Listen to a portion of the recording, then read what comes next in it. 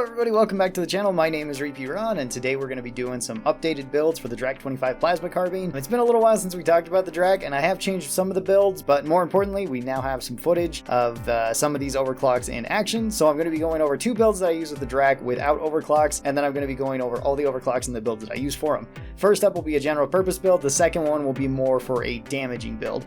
So for general purpose, I'm usually using this against crowds. I think the Drak is really good against crowds. It's probably Scout's best primary weapon against crowds. And in tier 1, we have our options of increased rate of fire, less heat per shot, and then faster moving projectiles. Usually I like going with either the faster rate of fire or the reduced heat per shot. Usually I go with the less heat per shot with my general purpose build. That way I can be using the Drak more, and that feels really good. If you take the increased rate of fire, your heat will go up just because you're firing more shots quickly. So it will take a little bit of time if you're switching between the two to get used to them, but it's not too bad. The increased projectile speed is also not that bad either, because the Drak's rounds do move the slowest out of Scout's primaries. That being said, they still move fairly quick, so you don't have to lead your shot that much unless you're shooting at really long range. In tier 2, we have increased ammo or increased damage. I usually go with the increased ammo here, so we go from 800 up to 1050. You get a lot of shots with the Drak. It's really good against crowds. You can actually sustain fire for pretty long this way. Even if you go with damage, the Drak's still not going to be way great at killing big things really quick. It's not going to be bad, but it does take a while for you to actually kill stuff, and hitting 11 damage doesn't really help us hit breakpoints on even swarmers. You're still going to have to shoot them twice. In tier 3, we have decreased spread, both from vertical and horizontal spread. We have a faster cooling rate, and we have hot feet. This makes it so when we overheat our weapon, for the next 2 seconds, we have 50% bonus movement speed. This one can be pretty useful, especially when you're just getting used to the Drak, because if you overheat it, at least you can run away and run to someplace safe.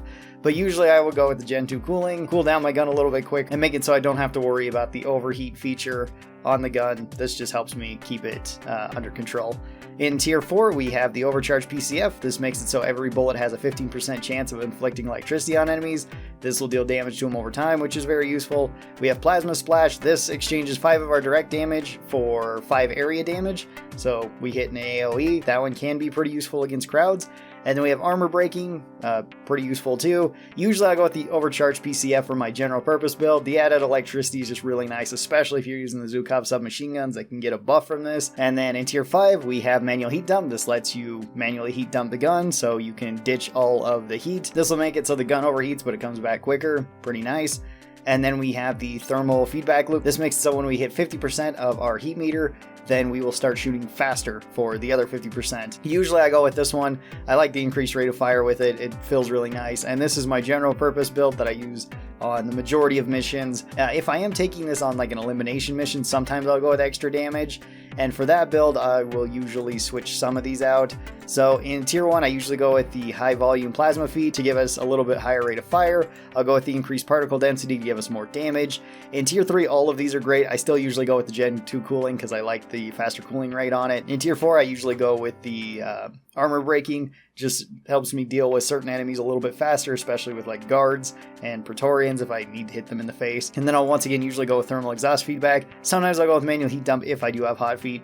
That way I can at least overheat the gun and run away. So I will only use this every once in a while, and I don't use it that often, mostly because if I want damage and this wasn't like a viewer request that I'm doing on stream or something, I'll take like the M1000 Classic. I find it better for just straight damage.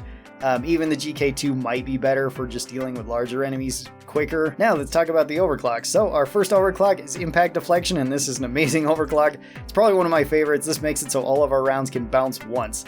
So we fire and it hits the ground, or it hits the enemy or ceiling, whatever it hits, it'll bounce off once and potentially hit another enemy. This can be really useful, and you can potentially get a lot of value out of your gun. It also makes you really, really good at fighting crowds, especially swarmers. This thing just absolutely tears through them. The way that I like to build this is going with the improved cooling in tier 1, going with extra ammo in tier 2, going with more cooling in tier 3, going with the plasma splash in tier 4, because this makes it so once we hit, it splashes once and then it can bounce and splash again. Very useful. And then with the thermal exhaust feedback loop, this just makes it so we can get a higher rate of fire, and we can clear hordes up really quick. This one will struggle against big enemies. This build isn't particularly great against large enemies, armored enemies, but it is really strong against crowds. And you'll notice that it's very similar to my general purpose build, which, I mean, most of the clean overclocks sort of are, because you can build them however you'd like. This one, I think, benefits the most from Plasma Splash, though, because you can bounce it into other enemies. So the second overclock we got is the Thermal Liquid Coolant. This gives us pretty much like half of the tier 1 heat per shot generated, and half of the tier 2 cooling. So you can actually combine these and get even more, and that's what I really like to do with this one. I find it to be very useful. You don't need this though. Sometimes I'll go with the extra rate of fire in tier 1 because I like that one as well, and I haven't really had any problems. But if you go with this, you can have a very long sustained rate of fire. You can tear through crowds again really fast with this. The rest of this I usually just build the same way I build my normal setup. This one I think is also a great overclock. It's not flashy or anything. It's not like the impact deflection. This is more of a standard clean overclock. And then moving on to our balanced overclocks, our first one is Rewire Mod. This one's a very interesting one. This one cuts down on our ammo, as well as it makes it so our overheat duration is much longer. But the upside to this is that when we do overheat our gun, no matter how we overheat it, whether it be manually or if it actually does overheat normally, then our ammo will start regenerating or coming back. I'm not really sure what the correct word for this would be. Maybe recycling. So you want to be overheating your gun constantly, because if you're not, then you're just using up the ammo that you don't have.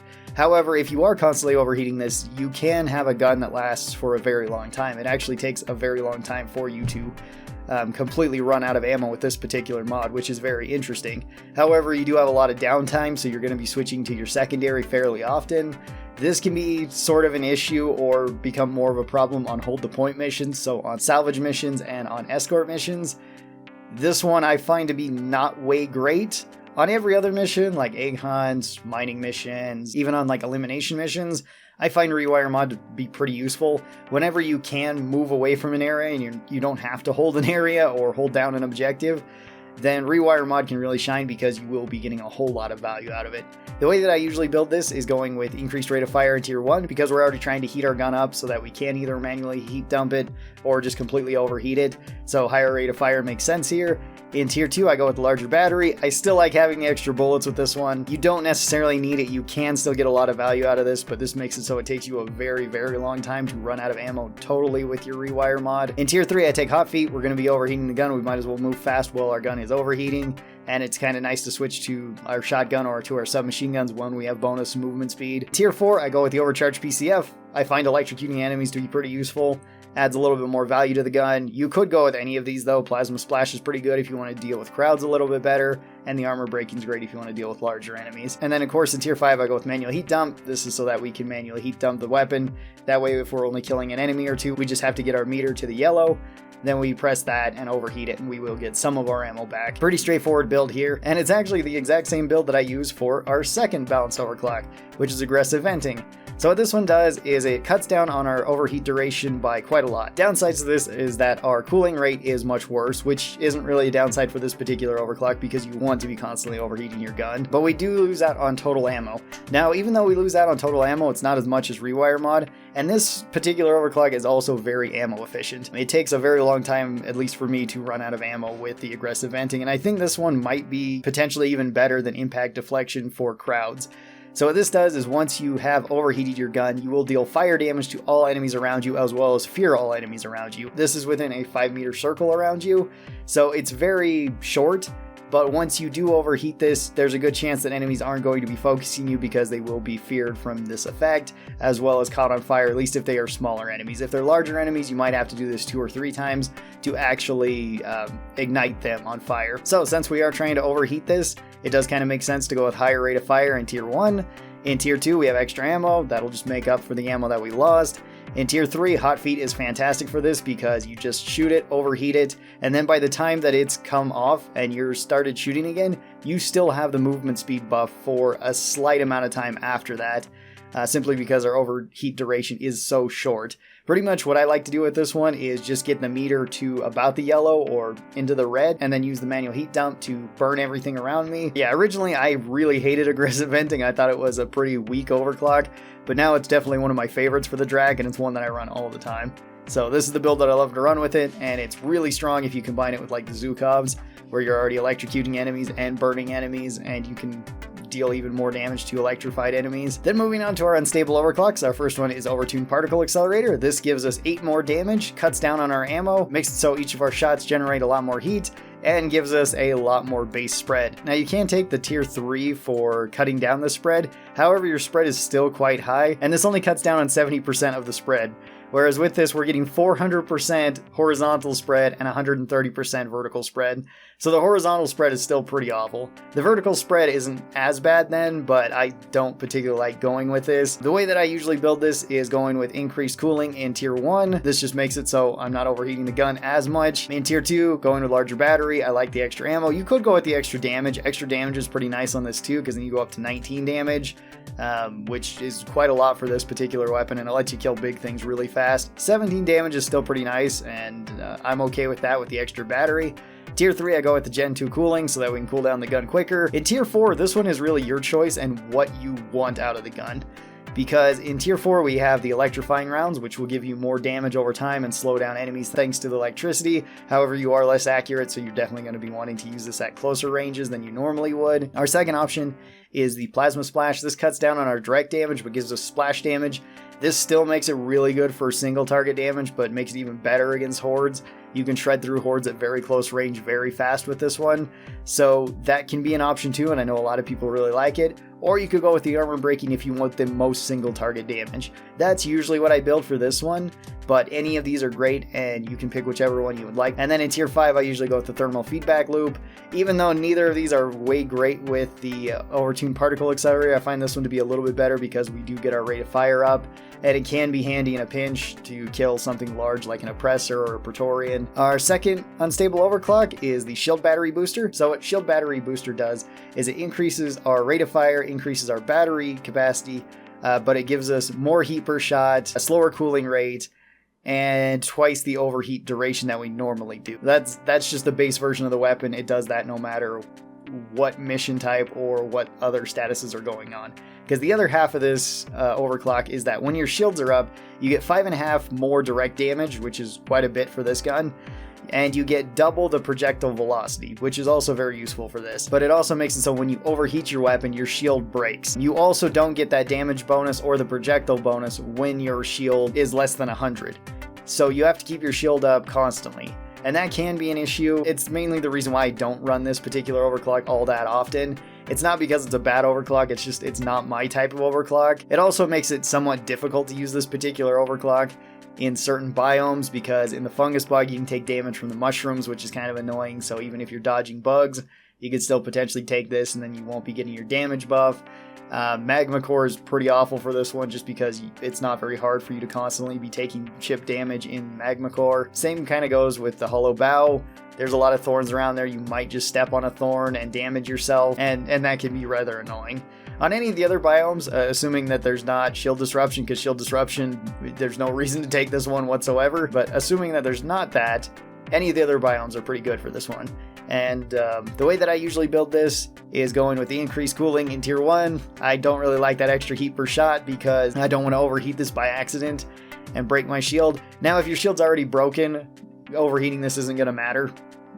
It doesn't really matter at all. Same with if your shield is nearly broken and you overheat it, who cares? In tier 2, you can go with either of these options. I've tried both of them and I like both of them. The extra ammo I really like, where you have 1100 rounds, but the extra damage does make it so that you're hitting 16.5 damage, which is enough to one-shot swarmers, which is pretty nice, and you can kill big things like Praetorians and Oppressors really fast if you can get behind them. In tier 3, I'll usually go with the Gen 2 cooling. I have messed around with the coil alignment, and I do like that one too. Makes the gun feel a little bit more accurate, but usually I go with the extra cooling. Even though it's not a huge buff to this weapon, it does make it so our gun isn't overheating as quickly as it would be. In tier 4, again, all of these are great options. You can go with the overcharged PCF, that's usually what I go with, or I go with the armor breaking. I don't take Plasma Splash all that much with this, not that it's necessarily bad or anything, but I find that the other two are a little bit more useful. So if I want to do more single target damage, I'll take the armor breaking. If I want to be a little bit more general with my damage, then I'll go with the overcharged PCF. So I usually take that one. And then I usually go with the thermal feedback loop. Although I do know that some people like the manual heat dump, just so that you can overheat this and then kind of put it away, especially when your shield is broken, because it doesn't really matter then. And then our last overclock is the thermal exhaust feedback. This makes it so once our heat meter hits 50%, we start dealing fire damage to enemies. We'll do more damage the higher up our heat is, but we generate more heat per shot, and our overheat duration is quite a bit longer at almost 4 seconds. So with this one, I will usually go with the increased rate of fire in tier 1 because we want to get to that higher rate of fire so we can start burning things a little bit quicker. In tier 2, I like going with extra ammo. It's just really nice to have. In tier 3, I like going with the Gen 2 cooling. If you don't have this, then it can be a little bit touchy to use this weapon, and it's kind of easy to overheat it. You probably want at least one, if not both of the coolings for this one. Otherwise, it's a little bit difficult to kind of get to work without you accidentally overheating the gun as much. In tier 4, I usually go with the overcharged PCF.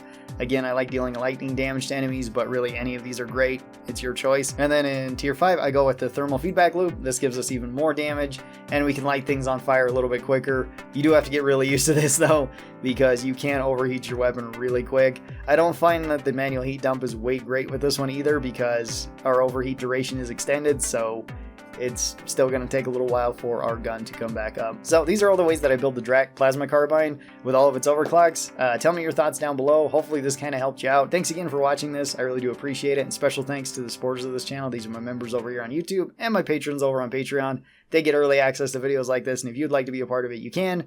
There's a link down in the description. Thanks everybody who does that. You guys have a great day. Remember to like and subscribe, and I'll see you next time. Bye-bye!